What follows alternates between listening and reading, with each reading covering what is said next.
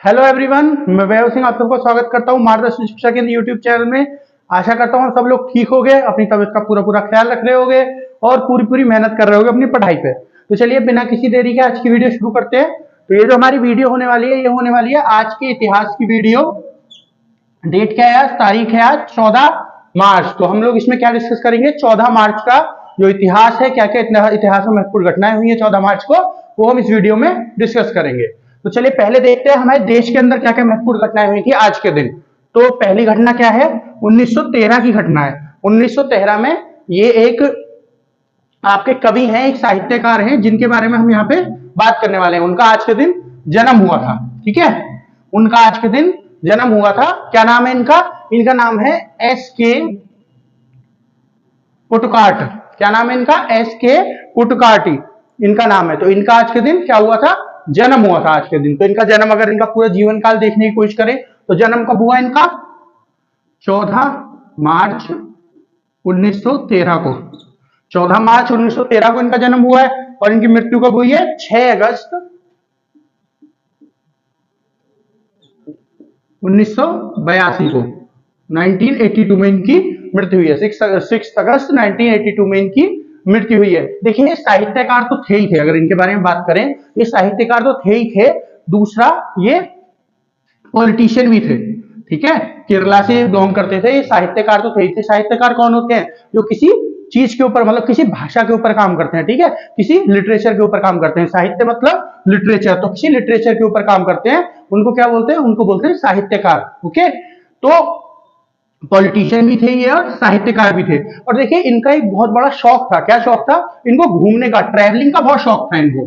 तो ये क्या करते थे कि ये अलग अलग जगहों पे घूमा करते थे। ठीक है, क्योंकि उस समय की बात कर रहे हैं, 1913 में इनका जन्म हुआ है ना। उसके बाद धीरे धीरे थोड़े बहुत बड़े हुए होंगे, फिर घूमना शुरू किया होगा। अलग अलग देशों की बात कर रहा हूं मैं। पहले भारत में घूमे, फिर अलग अलग देशों में घूमे, क्योंकि उस समय पे क्या था, लोगों के पास इतना एक्सेस था नहीं, अंग्रेजों का राज था हमारे ऊपर। ठीक है, तो लोग जो है अलग अलग देशों में बहुत ज्यादा जाते नहीं थे। तो इनका क्या काम था? क्या करते थे? अलग अलग देशों में घूम के फिर उनके ऊपर किताबें लिखा करते थे, ताकि लोगों को पता चले बाहर देश कैसे हैं, कैसे। उस समय पे इंटरनेट तो था नहीं, ना तो कंप्यूटर था, ना फोन था, किसी ने देख लिया फोटो। ठीक है, तो क्या होता था, ये अपनी किताबों में लिखा करते थे कि ऐसा इस देश में ऐसा होता है, ये बहुत सुंदर जगह है, आप जाएंगे तो पता चलेगा, ऐसे सब करके ये पूरी किताब में लिखा करते। तो इनका बहुत बड़ा शौक था क्या? ट्रेवलिंग करने का, फिर उसके ऊपर किताब लिखने का, जहां भी ये ट्रेवल कर रहे हैं उसके ऊपर। ठीक है, फिर इन्होंने कविताएं भी बहुत सारी लिखी हैं। ठीक है, सीधी सारी बात है, साहित्यकार है, कविताएं भी लिखी होंगी, ट्रांसलेशन भी किया होगा। ठीक है, ये ऐसे भी लिखे होंगे, मतलब निबंध भी लिखे होंगे।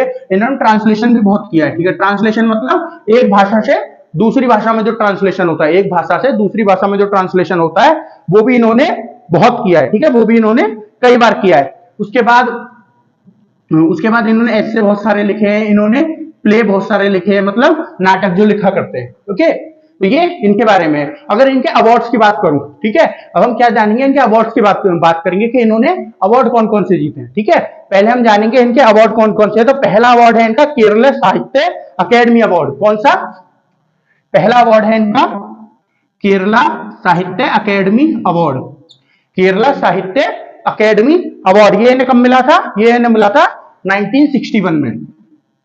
1961 में। फिर इनको दूसरा अवार्ड मिला है नेशनल साहित्य अकेडमी अवार्ड। ठीक है, जो नेशनल लेवल पे दिया जाता है। ये तो केरला, जिस राज्य के थे उस राज्य से इन्हें मिला है। ठीक है, ये जो इंडिया, गवर्नमेंट ऑफ इंडिया ने इनको दिया है नेशनल साहित्य अकेडमी अवार्ड। वैसे इसका नाम खाली अकेडमी अवार्ड होता है, नेशनल मैंने यहाँ पे इसलिए लिख दिया ताकि आपको याद रहे। वैसे इसका नाम खाली साहित्य अकेडमी अवार्ड होता है। ये कब मिला है इनको? 1972 में।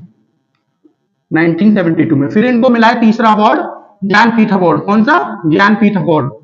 ये जो अवार्ड है ना, ज्ञानपीठ अवार्ड, ये जो अवार्ड है, ये जो लेखक होते हैं, साहित्यकार होते हैं, है ना, ये भारत का, सॉरी दुनिया का नहीं, भारत का सबसे बड़ा अवार्ड है उनके लिए। किनके लिए? जो राइटर होते हैं आपके, जो पोएट, लेखक होते हैं। राइटर मतलब लेखक होते हैं, पोएट होते हैं, कवि होते हैं, है ना, जो साहित्यकार होते हैं, उनके लिए भारत में जो सबसे बड़ा अवार्ड है वो कौन सा है? ज्ञानपीठ अवार्ड। तो इनको ज्ञानपीठ अवार्ड भी मिला हुआ है। ठीक है, तो ज्ञानपीठ अवार्ड इनको कब मिला है? 1980 में। ज्ञानपीठ अवार्ड इनको 1980 में मिला है। तो इनको ये 3 अवार्ड मिले हैं। कौन कौन से अवार्ड मिले हैं? केरला साहित्य अकेडमी अवार्ड 1961 में, फिर साहित्य अकेडमी अवार्ड, नेशनल अवार्ड की बात हो रही है, ये 1972 में, फिर उसके बाद ज्ञानपीठ अवार्ड 1980 में देखिए, अगर आपसे कोई पूछ ले साहित्यकार या फिर जो साहित्य होता है उसमें, या फिर कोई लेखक हो गया या कोई कवि हो गया, उनका सबसे बड़ा अवार्ड कौन सा होता है जो भारत में मिलता है, वो कौन सा होता है? वो होता है आपका ज्ञानपीठ अवार्ड, जो इनको 1980 में मिला था। ठीक है, अब ये तो हो गया इनका जो साहित्यकार वाला वो है, काम है इनका, जो साहित्यकार वाला काम करते हैं उसके बारे में। अब मैंने आपको बताया था पॉलिटिशियन भी है, ठीक है, ये नेता भी है। तो नेता के बारे में, इनके जीवन के बारे में बताऊं, जो नेता वाला काम इन्होंने किया है, ये केरला से 2 बार लोकसभा के लिए इलेक्शन लड़े हैं, 2 बार लोकसभा के लिए इलेक्शन लड़े हैं। एक तो दूसरे लोकसभा में, पहला लोकसभा के इलेक्शन कब हुए थे? लोकसभा मतलब जो प्रधानमंत्री वाले जो इलेक्शन होते हैं, तो लोकसभा का पहला इलेक्शन कब हुआ था भारत में? 51-52 में, ठीक है। उसके बाद हुआ था 57 में। तो जो दूसरा लोकसभा का इलेक्शन हुआ था 1957 में, उसमें ये लड़े थे केरला से, ठीक है, ये उसमें हार गए थे, ठीक है। फिर ये तीसरे वाले में भी लड़े थे, जो थर्ड हुआ था उसमें भी ये लड़े। थर्ड कब हुआ था? थर्ड आपका हुआ था 1962 में। कब हुआ था? 1962 में। आप लगा लीजिए 5 साल, 72 से 62 बैठेगा 5 साल, है ना। जो प्रधानमंत्री वाली जो ये लोकसभा जो होती है 5 साल की होती है, ठीक है। जो आपकी राज्यसभा होती है वो परमानेंट हाउस होती है, मतलब वो कभी भी डिसॉल्व नहीं होती, वो कभी भी खत्म नहीं होती। लेकिन लोकसभा जो है हर 5 साल बाद खत्म हो जाती है। हर 5 साल बाद प्रधानमंत्री के इलेक्शन होते हैं ना, जैसे अब 2024 में आने वाले हैं, तो 5 साल पहले इससे कब हुए थे? 2019 में हुए थे। लोकसभा जो है प्रधानमंत्री के इलेक्शन की बात होती है, जो हर 5 साल में खत्म हो जाती है, डिसॉल्व हो जाती है, ठीक है। तो पहले 57 में इन्होंने लड़ा। सबसे पहले इलेक्शन भारत में कब हुए थे लोकसभा के? 52 में। उसके बाद 57 में जिसमें लड़े थे पर हार गए थे। फिर हुए थे 62 में, जिसमें ये जीत गए थे, ठीक है। केरला से लोकसभा में जाके बैठे थे, जहां पे इन्होंने अपना टेन्योर पूरा किया था। टेन्योर मतलब जो एक बार जीतने के बाद पूरे साल लगते हैं, तो कितने साल लगते हैं लोकसभा में? 5 साल। तो 62 से कहां तक गए होंगे? 67 तक। तो कब से कब तक रहे? 1962 से लेके 1967 तक लोकसभा में रहे थे, ठीक है। लोकसभा के मेंबर रहे थे 1962 से लेके 1967 तक। अब एक चीज और जानने वाली है, कौन सी पार्टी से लड़ रहे थे, ठीक है। अगर मैं आपको यहाँ पे नहीं बताऊं तो शायद आप लोग एज्यूम कर लो शायद ये कांग्रेस से था, क्योंकि इस समय पे तो कांग्रेस ही चल रही थी, इंडियन नेशनल कांग्रेस, और कोई इतनी बड़ी पार्टी थी नहीं। लेकिन ये कांग्रेस से नहीं थे, ये थे सीपीआई से। सीपीआई मतलब communist party of India. Communist party of India से ये उसके राजनेता थे, उसके नेता थे। कौन सी पार्टी के? CPI, CPI communist party of India. Okay, चलिए नेक्स्ट न्यूज देखते हैं आज की। नेक्स्ट न्यूज क्या है हमारी? नेक्स्ट न्यूज है हमारी 1931। 1931 को 14 मार्च 1931 को क्या हुआ था? देखिए, आज के दिन भारत की पहली बोलने वाली मूवी, बोलने वाली फिल्म कौन सी? आलम आरा, वो रिलीज हुई थी, ठीक है। बोलने वाली का मतलब क्या है यहाँ पे? है बोलने वाली का मतलब है, इससे पहले जो भी मूवी, जो भी फिल्म भारत के अंदर बना करती थी ना, उनमें आवाज नहीं हुआ करती थी, ठीक है। उसमें खाली आगे एक्टिंग करते थे वो लोग, लेकिन उसमें साउंड, उसमें आवाज नहीं हुआ करती थी, ठीक है। लेकिन जो पहली भारत की फिल्म बनी थी जिनमें आवाज थी, जिसमें लोग कैरेक्टर जो थे वो बोल रहे थे और लोगों को सुनाई आ रही थी वो क्या बोल रहे हैं, वो कौन सी मूवी थी? वो थी आपकी आलम आरा। उसी के बारे में हम लोग डिस्कस करने वाले हैं, आलम आरा। ये जो मूवी है इसको आज के दिन रिलीज किया गया था। कहां पे? मुंबई में। क्योंकि देखिए, आजादी से पहले की बात है, उस समय पे इतने सारे मूवी थिएटर होंगे नहीं हर जगह पे, ठीक है। और मूवी इंडस्ट्री हमारी कहां है? मुंबई में है। तो इसी वजह से मुंबई में रिलीज किया गया होगा। मैं ये नहीं कह रहा कि मुंबई के अलावा कहीं और मूवी थिएटर नहीं होंगे, इतनी मुझे जानकारी नहीं है, लेकिन इतने नहीं होंगे जितने आज के जो समय पे हैं, या फिर आजादी के बाद धीरे धीरे बड़े होंगे। लेकिन आजादी से पहले की बात हो रही है ना, 1931, तो उस समय पे इतने ज्यादा होंगे नहीं, ठीक है। तो जो मूवी है कौन सी? आलम आरा। जो आलम आरा मूवी है, ये भारत की पहली बोलने वाली फिल्म थी। बोलने वाली मतलब जिसमें साउंड थी, जिसमें आवाज थी, जो कैरेक्टर बात कर रहे हैं आपस में वो सुन सकते थे आगे वाले, मतलब जो देख रहे हैं ऑडियंस जो है उसे सुन सकते थे। तो पहली मूवी थी कौन सी भारत की? आलम आरा। ये सीधे सीधे प्रश्न आ सकता है, भारत की पहली बोलने वाली फिल्म कौन सी थी? कौन सी थी? आलम आरा। कब रिलीज हुई थी? 14 मार्च 1931 को मुंबई में इसका प्रदर्शन हुआ था, मतलब मुंबई में रिलीज हुई थी ये। तो पहले न्यूज एक बार देख लेते हैं, बाकी मैंने आपको इसके बारे में बता ही दिया है। तो 14 मार्च 1931 को क्या हुआ था? भारत की पहली बोलती फिल्म आलम आरा का मुंबई में प्रदर्शन हुआ था, मतलब पहली बार चलाई गई थी। पहली बार कब चलाई जाती है? जब रिलीज हो जाती है, उसके बाद रिलीज की गई थी, ठीक है। कब? 14 मार्च 1931 को। अगर इसके प्लॉट की थोड़ी सी बात कर लूं ना मैं, प्लॉट मतलब क्या था मूवी में? देखिए, मूवी में एक राजा की कहानी थी जिसकी 2 वाइफ थी, जिनके बच्चे नहीं हुआ करते थे। फिर वो वहां से एक फकीर जाता है। फकीर मतलब जैसे हमारे यहाँ पे बाबा वगैरह होते हैं ना, तांत्रिक वगैरह होते हैं, ऐसे एक फकीर होता है ना, मोमडन्स में एक फकीर होता है। तो हम मूवी के नाम से समझ पा रहे होंगे, मोमडन्स मूवी है। है ना, आला मारा नाम से समझ पा रहे होगे, एक करेक्टर का नाम था इसमें, जो मेन करेक्टर थे आला मारा, एक लेडी थी, मतलब एक लड़की थी, उसका नाम था आला मारा, ठीक है। तो उस मतलब ऐसी पूरी कहानी है। फिर फकीर उनको आके बताता है बच्चे होंगे, फिर और कुछ थोड़ी सी चीज बताता है, ऐसे करके धीरे धीरे कॉन्स्पिरेसी बढ़ती रहती है राजपाट में, ऐसे करके इसमें पूरी मूवी जो है चलती है। ओके, तो एक लड़की होती है उनके जिनका नाम होता है आला मारा, ठीक है, उसी के ऊपर ये मूवी बेस्ड है। अगर इस मूवी की बात करें, ये मूवी के डायरेक्टर कौन थे? इस मूवी के डायरेक्टर थे आपके, इस मूवी के डायरेक्टर थे अदसीर ईरानी। कौन थे? अदसीर ईरानी। अदसीर ईरानी इस मूवी के डायरेक्टर थे और प्रोड्यूसर भी यही थे। अच्छा, डायरेक्टर और प्रोड्यूसर में क्या फर्क होता है? देखिए, जो डायरेक्ट करता है कैमरे से बताता है ऐसे ऐसे करना है, ऐसे ऐसे होना चाहिए, लोकेशन ऐसी होनी चाहिए, ठीक है, वो कौन होता है? वो होता है डायरेक्टर। और जो पैसे लगाता है उसमें, ठीक है, अब लोकेशन कैसी बननी है, सेट कैसा बनना है, कैमरा आना है, ये चीज आनी है, वो चीज आनी है, ड्रेसेस आनी है, जो तो आपके हीरो हीरोइन होते हैं उनका मेकअप होना है, इन सबका पैसे कौन भरेगा? जो पैसे भरता है वो कौन होता है? वो होता है प्रोड्यूसर। तो डायरेक्टर और प्रोड्यूसर, डायरेक्टर और प्रोड्यूसर दोनों यही ईरानी जी थे, ठीक है, दोनों ईरानी जी थे। उस समय पे इस मूवी में 40,000 रुपए लगे थे। समझ रहे हो आप? उस समय पे 40,000 रुपए कितनी बड़ी अमाउंट होती थी। अभी भी काफी बड़ी अमाउंट है, लेकिन मूवी वगैरह के लिए तो इतनी बड़ी नहीं है। अब तो कितने कितने करोड़ों मूवी बनती है, लेकिन फिर भी 40,000 रुपए, 40,000 रुपए उस समय पे मूवी में लगे थे। समझ रहे आप? क्योंकि पहली ऐसी मूवी थी जिनमें आवाज थी, तो उसके लिए माइक्स लाए गए होंगे विदेशों से, है ना, विदेशों से माइक लाए गए होंगे, कैमरा थोड़े अच्छी क्वालिटी के होंगे जो आवाज को पकड़ रहे होंगे, है ना। तो ये सब चीज थी, इस वजह से इसमें 40,000 रुपए उस समय पे लगे थे। तो पहले बोलने वाली मूवी भारत की कौन सी थी? आला मारा, जो आज के दिन रिलीज हुई थी 14 मार्च 1931 को। अब इसमें एक प्रश्न और आ सकता है। क्या प्रश्न आ सकता है? ठीक है, इस मूवी से रिलेटेड जो प्रश्न हो सकते हैं मैंने आपको सब बता दिए, है ना। एक प्रश्न पूछा जा सकता है कि भारत की पहली मूवी कौन सी थी? ये तो बोलने वाली मूवी हो गई, ये तो बोलने वाली फिल्म हो गई भारत की पहली, लेकिन भारत की पहली फिल्म कौन सी थी? ठीक है, भारत की पहली फिल्म थी आपकी राजा हरिश्चंद्र। राजा हरिश्चंद्र थी भारत की पहली मूवी। कौन सी मूवी थी भारत की पहली? हरिश्चंद्र। इसमें आवाज नहीं थी, ठीक है, ये याद रखिएगा, इसमें आवाज नहीं थी। पहली बोलने वाली मूवी आला मारा थी, लेकिन जो पहली मूवी भारत में बनी थी वो थी राजा हरिश्चंद्र, ठीक है। अब आपसे पूछ सकता है कोई, भारत की पहली कलर्ड मूवी कौन सी थी? कलर्ड मतलब पूरी मूवी में जिसमें कलर्ड कैमरास का यूज किया गया था, है ना। इससे पहले भी कई मूवी थी जो मैं अभी आपको बताने वाला हूं जिनमें कलर कैमरा का यूज किया गया था, लेकिन कुछ स्पेसिफिक जगहों के लिए। जैसे और मूवीज थी उनमें क्या था, कुछ कुछ जगहों पे इस्तेमाल किया जाता था, लेकिन ये जो मूवी थी ना इसमें पहली बार उसका क्या इस्तेमाल किया गया था? पहली बार कलर्ड कैमरा का इस्तेमाल किया गया था, जो पूरी तरह से भारत में बनाई गई थी, ठीक है। उसकी बात कर रहा हूं, जो पहली बार कलर्ड कैमरा का इस्तेमाल किया गया था। पूरी मूवी में नहीं था कलर्ड कैमरा, है ना, लेकिन कलर्ड कैमरा का इस्तेमाल किया गया था इसमें, और पूरी की पूरी भारत के अंदर बनी थी। ये भी याद रखिएगा, इंडिजिनियस थी। इंडिजिनियस मतलब क्या चीज हो? इंडिजिनियस का मतलब जो अपनी हो, जो अपने आप बनाई गई हो। तो भारत के अंदर बनी थी। क्या था मूवी का नाम? मूवी का नाम था कृष्ण कन्हैया। कृष्ण कन्हैया मूवी का नाम था। 1937 में मूवी बनी थी, ठीक है, 1937 में मूवी बनी थी। चलिए अब नेक्स्ट नेक्स्ट वो देख लेते हैं, न्यूज क्या है। नेक्स्ट है हमारी 1965। 14 मार्च 1965 में एक बॉलीवुड एक्टर हैं, बॉलीवुड अभिनेता हैं जिनका जन्म हुआ था। किसकी बात हम यहाँ पे करने वाले हैं? आमिर खान की बात करने वाले हैं हम यहाँ पे, आमिर खान की।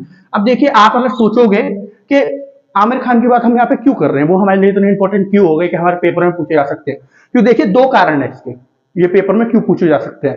देखिए, पिछले एक साल में तो न्यूज में बहुत रहे हैं, है ना। इनकी मूवी जो बाइकआउट कंट्रोवर्सी चल रही थी, इनकी मूवी के ऊपर जो लाल सिंह चड्ढा इनकी मूवी आई थी, उसके लिए उसकी वजह से न्यूज में बहुत ज्यादा है, ठीक है। इस वजह से इनके बारे में पढ़ना जरूरी है, इस वजह से इंपॉर्टेंट हो जाते हैं। दूसरी बात क्या है? दूसरी बात क्या है, इनको पद्मश्री और पद्म भूषण अवार्ड भी मिला हुआ है। तो मैंने आपसे क्या कहा है, हर एक वो आदमी, हर एक वो औरत, हर एक वो बच्चा, कुछ भी, है ना, कुछ भी कोई ऑर्गेनाइजेशन जिसको पद्मश्री और पद्म भूषण और आपके जो भारत रत्न है, ये जो अवार्ड मिले हुए हैं, ये जो आपके हाईएस्ट 4 सिविलियन अवार्ड है, कौन कौन से? भारत रत्न, पद्म भूषण, पद्मश्री, ये जिसको भी मिले उनके बारे में हम यहाँ पे जिक्र करेंगे, उनके बारे में हम यहाँ पे बात करेंगे। वो सब हमारे लिए इंपॉर्टेंट है। और आमिर खान तो दो कारण मैंने आपको बता दिया क्यों इंपॉर्टेंट है, ठीक है। इस वजह से हम इनके बारे में पढ़ने वाले हैं। तो बॉलीवुड के अभिनेता आमिर खान का जन्म हुआ कब हुआ? 14 मार्च 1965 में। 14 मार्च 1965 में। तो देखिए, जीवन काल की अगर बात करें तो अभी तो इनकी मृत्यु तो हुई नहीं है ना, अभी तो जिंदा है। अभी कितने 50 साल के होंगे मेरे हिसाब से, एग्जैक्ट एक तो मुझे नहीं पता, पर 45-50 के आसपास तो होंगे ही होंगे। तो जो इनका जन्म हुआ था वो 14 मार्च 65 को हुआ था। इनकी मूवी आप लोगों ने बहुत देखी होंगी, बहुत बड़ी बड़ी मूवीज है इनकी। दंगल थी, ठीक है, उसके बाद 3 इडियट थी, है ना।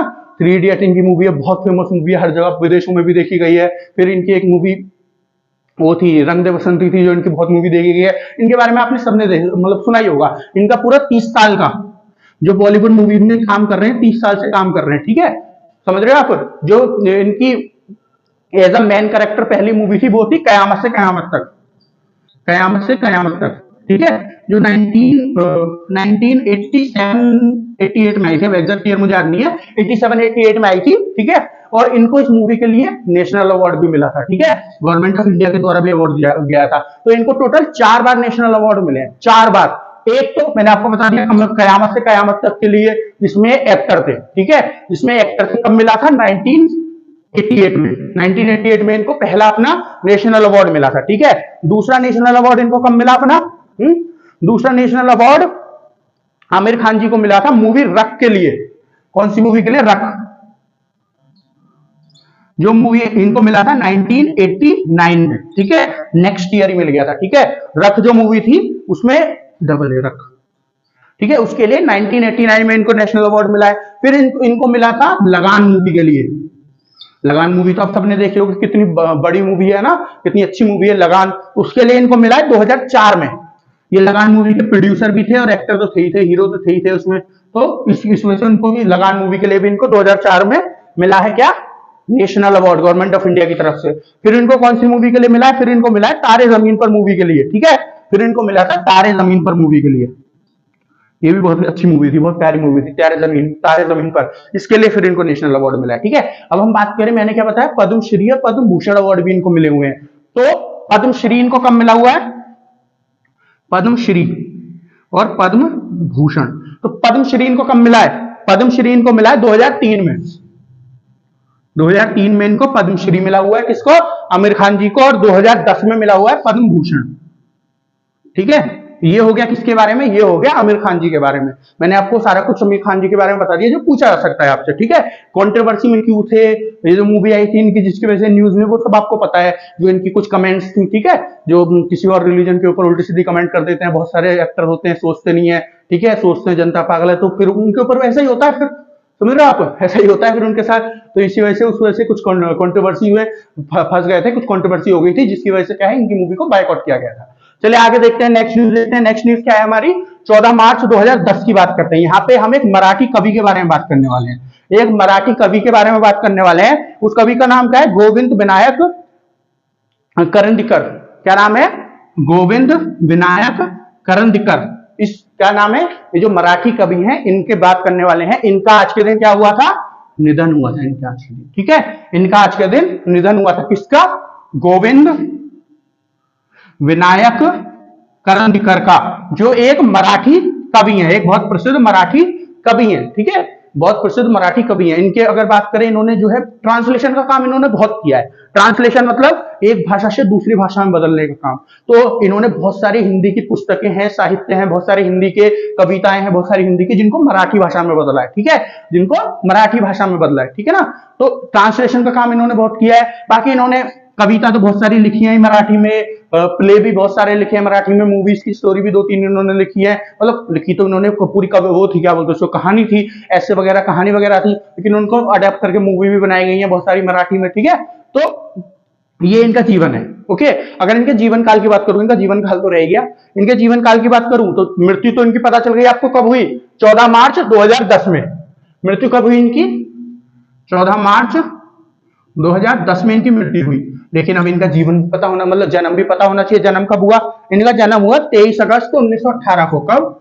23 अगस्त 1918 को इनका जन्म हुआ। तो 23 अगस्त 1918 को जन्म हुआ और 14 मार्च 2010 को इनकी मृत्यु हो गई। अब इनके अवार्ड के बारे में भी देख लेते हैं, इनको जो अवार्ड मिले हैं। तो एक अवार्ड इनको जो साहित्य अकेडमी अवार्ड है, ठीक है, साहित्य अकेडमी अवार्ड।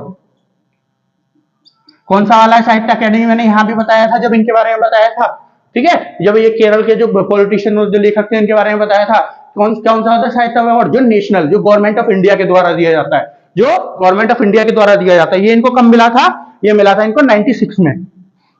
1996 में। फिर दूसरा अवार्ड जो इनको मिला है, जो जानने वाला है हमारे लिए, देखिए अवार्ड तो बहुत सारे मिलते हैं। क्या आप सोच रहे हो आमिर खान जी को खाली ये 2-3 अवार्ड ही मिले होंगे, नेशनल स्टार अवार्ड और पद्मश्री पद्म भूषण, या ये जो हमारे राइटर है इनको खाली ये 2-3 अवार्ड ही मिले होंगे, या फिर जो हम यहाँ पे विनायक जी के बारे में बात कर रहे हैं इनको 2-3 अवार्ड मिले होंगे? देखिए अवार्ड इनको बहुत सारे मिलते हैं। कहीं इन्होंने परफॉर्म किया वहां पे अवार्ड मिला, कोई कॉम्पिटिशन में पार्ट लिया वहां अवार्ड मिला, लेकिन विदेशों में जाते हैं वहां इनको अवार्ड मिलते हैं। लेकिन हमारे लिए जो जानना जरूरी है वो जानना जरूरी है जो हमारे पेपर के लिए इंपॉर्टेंट अवार्ड होते हैं, इसलिए मैं उन्हीं के बारे में जिक्र करता हूं जो महत्वपूर्ण अवार्ड्स होते हैं। ठीक है, जैसे अगला अवार्ड जो इनको मिला था वो कौन सा होगा? वो होगा आपका ज्ञानपीठ अवार्ड। कौन सा होगा?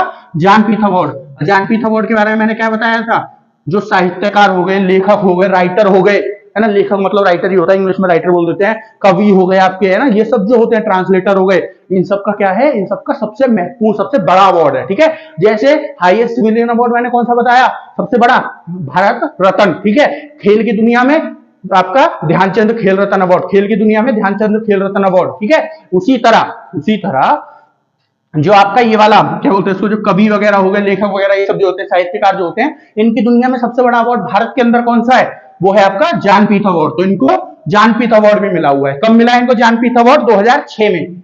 2006 में इनको ज्ञानपीठ अवार्ड भी मिला हुआ है। ठीक है, यहां दिख रहा है आपको? एक मिनट, हाँ दिख रहा है। 2006 में इनको ज्ञानपीठ अवार्ड मिला था। ठीक है, ये तीसरे ऐसे लेखक थे या फिर कवि थे मराठी भाषा में जिनको ये अवार्ड मिला है। ठीक है, तीसरे ऐसे थे, उससे पहले खाली 2 को मिला है, तीसरे ये बन गए। ओके, तो ये हो गए हमारे 4 न्यूज जो हमारे देश के अंदर महत्वपूर्ण हुई थी आज के दिन। जो हमारे देश के अंदर 4 महत्वपूर्ण घटनाएं आज के दिन हमारे लिए हुई थी, मतलब जो हमारे पेपर के लिए महत्वपूर्ण है, उनके बारे में यहाँ पे बात हो गई। अब हम बात करेंगे विदेश के अंदर कौन कौन सी महत्वपूर्ण घटना हुई थी आज के दिन। तो विदेश की महत्वपूर्ण घटनाएं जो 14 मार्च को हुई थी उनके बारे में डिस्कस करते हैं। पहली न्यूज, 14 मार्च 1879 14 मार्च 1879 को क्या हुआ था? एक बहुत प्रसिद्ध वैज्ञानिक है, कौन? Albert Einstein. कौन?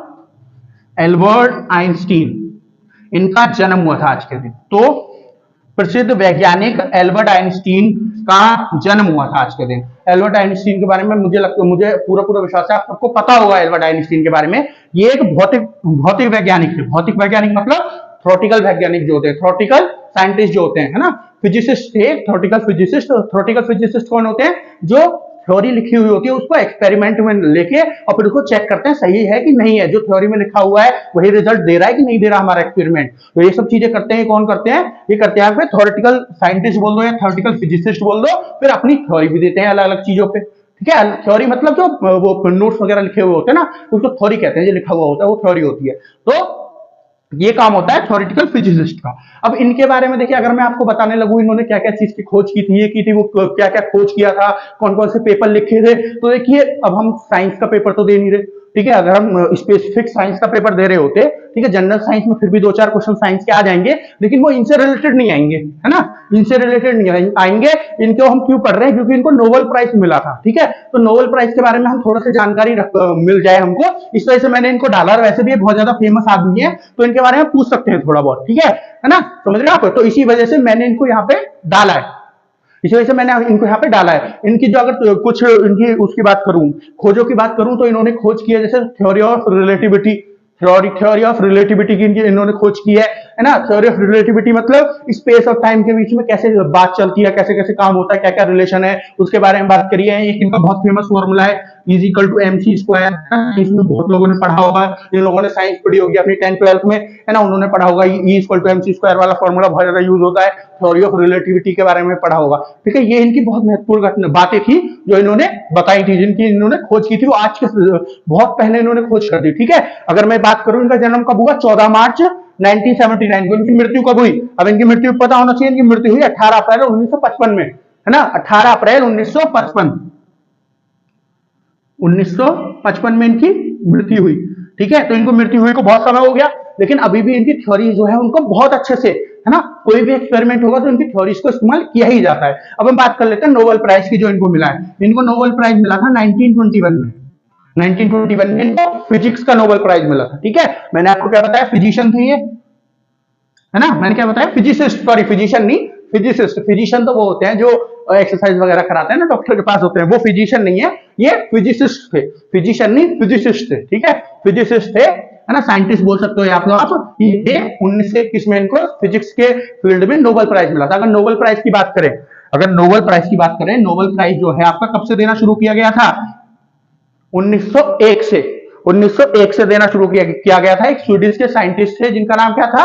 अल्फ्रेड नोबेल, ठीक है, जिन्होंने डायनामाइट की खोज की थी। डायनामाइट जो बारूद होता है ना, उसकी खोज की थी इन्होंने, है ना, वो बॉम्ब जो होता है डायनामाइट बॉम्ब, तो उसकी इन्होंने खोज की थी। तो इनकी जब मृत्यु हो रही थी तो इन्होंने अपनी जो बिल होती है, जो बाद में पूरी वसीयत लिखते हैं, उसमें लिखा था कि सारा जो मेरा पैसा है उसको इकट्ठा करके और फिर नोबेल प्राइज के रूप में दे दिया जाए, कि सबको जो है अलग अलग फील्ड में प्राइज दिया जाए। तो ये जो नोबेल प्राइज है 1901 में शुरू हुए थे, 1901 में शुरू किए गए थे। जब ये शुरू हुए थे तो स्वीडन के द्वारा दिए जाते थे, क्योंकि स्वीडिश साइंटिस्ट थे, स्वीडन जो देश है आपको यूरोप में, उसके द्वारा दिए जाते थे, और 5 थे, ठीक है। अब ये 6 हो गए हैं, अब एक और बढ़ा दिया है, वो नॉर्वे की जो रॉयल फैमिली है उसने बढ़ा दिया है, पीस प्राइज, शांति वाला जो प्राइज है, पीस मतलब शांति वाला जो नोबेल प्राइज है वो बढ़ा दिया है। लेकिन जब शुरू हुए थे 1901 में तो 5 थे। कौन कौन से 5 थे? ये देखिए 5 थे आपके फिजिक्स, जो इनको मिला है, आगे अल्बर्ट आइंस्टीन को मिला है, फिर केमिस्ट्री, फिर मेडिसिन के अंदर, फिर लिटरेचर के अंदर, फिर इकोनॉमिक्स के अंदर। ये कितने हो गए? 5। कौन कौन से? पहले फिजिक्स, और फिर उसके बाद केमिस्ट्री, उसके बाद मेडिसिन, उसके बाद आपका इकोनॉमिक्स, और उसके बाद कौन सा बच गया? लिटरेचर। इन 5 चीजों के ऊपर, लिटरेचर मतलब वही साहित्य के अंदर। फिर जो नोबेल पीस प्राइज है ये बाद में ऐड किया गया था नॉर्वे की जो आपकी रॉयल फैमिली है उसके द्वारा। ओके, अब देखिए क्वेश्चन पूछा जाता है कि ये जो 6 अवार्ड है कैसे कैसे दिए जाते हैं। देखिए ये जो 5 अवार्ड मैंने बताया जो 1901 में शुरू हुए थे, वो स्वीडन के द्वारा दिए जाते हैं। स्वीडन की जो राजधानी है स्टॉकहोम, वहां पे दिए जाते हैं। लेकिन जो नोबेल पीस प्राइज है ये नॉर्वे की जो राजधानी है ओस्लो, वहां पे दिया जाता है, ठीक है, ये भी ध्यान रखिएगा। और आपसे कोई पूछ रहे भारत का ऐसा पहला कौन सा आदमी था जिसको ये मिले थे, आदमी और जो भी, कौन था जिसको, पहला व्यक्ति कौन था जिसको अवार्ड मिला था? देखिए सबसे पहले मिला था 1913 में, 1913 में सबसे पहले मिला था, किसको मिला था? रविन्द्रनाथ टैगोर जी को, लिटरेचर के फील्ड में। रविन्द्रनाथ टैगोर जी लेखक ही तो थे, साहित्यकारी तो थे, तो उनको मिला था लिटरेचर के फॉर्म, लिटरेचर की फील्ड में। किसको? रविन्द्रनाथ टैगोर जी को। 1913 में पहले भारतीय जिनको ये अवार्ड मिला था। देखिए मैं ऐसे भारतीयों की बात कर रहा हूं जो भारत की नागरिकता थी, जिनके पास नागरिकता है या थी जिनके पास, ठीक है, ऐसे नहीं जो नागरिकता छोड़ के दूसरे देश में बस गए, उनकी बात नहीं कर रहा है ना। भारतीय मूल के हैं लेकिन दूसरे देश में रहते हैं, दूसरे देश की नागरिकता, उनकी बात नहीं कर रहा। तो टोटल अब तक 4 ऐसे लोगों को अवार्ड मिल चुका है, ठीक है। रविन्द्रनाथ टैगोर जी के बारे में मैंने बात कर ली, फिर सीवी रमन जी को मिला हुआ है ना, सीवी रमन जी को मिला हुआ है। सीवी रमन जी के बाद किसको मिला हुआ है? अमर्त्य सेन को मिला हुआ है, ठीक है, अमर्त्य सेन जी को मिला हुआ है। उसके बाद किसको मिला हुआ है? उसके बाद मिला हुआ है कैलाश सत्यार्थी को। किसको? कैलाश सत्यार्थी को। इनको तो 2014 में मिला था, कैलाश सत्यार्थी को। सबसे लेटेस्ट कौन सी फील्ड में मिला था इनको? इनको मिला था पीस प्राइज, कैलाश सत्यार्थी को। फिर अमर्त्य सेन की बात कर ले तो ये इकोनॉमिस्ट है, बहुत बड़े भारत के, तो इनको इकोनॉमी के फॉर्म में, उसमें फील्ड में मिला हुआ है 98 में, इकोनॉमिक के फील्ड में 1998 में, ठीक है।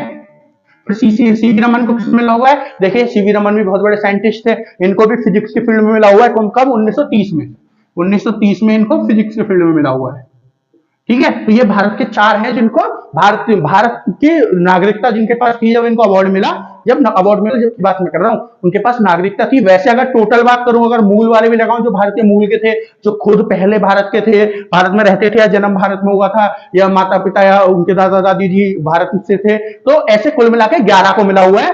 पर अगर मैं जिनके पास भारत की नागरिकता है तो 4 हो गए, ठीक है ना। वैसे टोटल 11 है। ओके, चलिए आगे देखते हैं। आज की लास्ट जो आज की घटना है, इसमें हम किसके बारे में बात करेंगे? यहाँ पे भी हम एक साइंटिस्ट के बारे में बात करने वाले हैं, एक फिजिसिस्ट के बारे में बात करने वाले हैं, ठीक है। 14 मार्च 2018 में इनका निधन हो गया था, ठीक है, इनकी मृत्यु हो गई थी, निधन हो गया था। किसकी बात हम करने वाले हैं? हम यहाँ पे बात करने वाले हैं स्टीवन हॉकिंस की। स्टीवन हॉकिंस की। देखिए स्टीवन हॉकिंस के बारे में आपने सुना होगा, नहीं सुना होगा तो आपने इनको फोटो जरूर देखा होगा, कहीं कोई ना कोई वीडियो देखी होगी स्टीवन हॉकिंस की। देखिए ये पैरालाइज है, ठीक है, इनका ना हाथ चलते थे, पैर वैर कुछ नहीं चलता था, एक चेयर पे बैठे रहते होते। आपने देखा होगा इनको, एक व्हील चेयर थी, इसके ऊपर ऐसे करके बैठे रहते थे, ऐसे गर्दन भी झुकी रहती थी, और पूरा कंप्यूटराइज सिस्टम लगा हुआ था। जो इनका दिमाग सोचता था, जो बोलना चाहते थे, वो उस पर लिखा हुआ आ जाता था और वो बोलता भी था, ठीक है। अगर आपने नहीं देखा होगा तो आपने मतलब अगर आपने नहीं देखा तो आप जाके इनका नाम डालोगे तो आपको पता चल जाएगा कौन थे, ठीक है। बहुत बड़े भौतिक साइंटिस्ट थे ये भी थ्योरेटिकल फिजिसिस्ट थे। ये भी कौन थे? भौतिक वैज्ञानिक बोल दो या फिर भौतिक साइंटिस्ट बोल दो, इंग्लिश में बोल, भौतिक मतलब थ्योरेटिकल साइंटिस्ट बोल दो, और बोलना चाहो तो क्या बोल सकते हो? फिजिसिस्ट, है ना, थ्योरेटिकल फिजिसिस्ट थे। अगर इनके बारे में अगर मैं बात करूं तो इन्होंने जनरल रिलेटिविटी के ऊपर बहुत काम किया है। जनरल रिलेटिविटी है ना, जो नॉर्मल चीज है टाइम से कैसे कैसे वो है। देखिए ये था थ्योरी ऑफ रिलेटिविटी, जिसमें स्पेस और टाइम को जोड़ रहे थे। कौन? Albert Einstein. ये जो है आपके ये स्टीवन हॉकिंस, ये किसको जोड़ रहे हैं? जो नॉर्मल चीजें हैं उनको टाइम से कैसे कैसे जोड़ा जाएगा। जो भी चीजें अंतरिक्ष में हो रही हैं, कहीं भी हो रही हैं, वो कैसे कैसे जुड़ रही हैं, है ना, समय से कैसे जुड़ रही है, समय कैसे चल रहा है उसमें, ये सब इनके बारे में इन्होंने बात की थी। दूसरी चीज जिनके ऊपर इन्होंने बहुत ज्यादा काम किया था वो थी आपकी ब्लैक होल। ब्लैक होल के ऊपर भी इन्होंने बहुत ज्यादा काम किया है। ठीक है, इनकी एक किताब है, क्या नाम है उसका? Theory of everything. वो भी बहुत ज्यादा फेमस किताब है साइंस वर्ल्ड में, है ना, वो बहुत ज्यादा फेमस किताब है। किसकी? स्टीवन हॉकिंस की। ओके, चलिए तो आज के लिए इतना ही। एक बार बोर्ड देख लीजिए पूरा, आशा करता हूं आपको सारा कुछ समझ में आ गया होगा।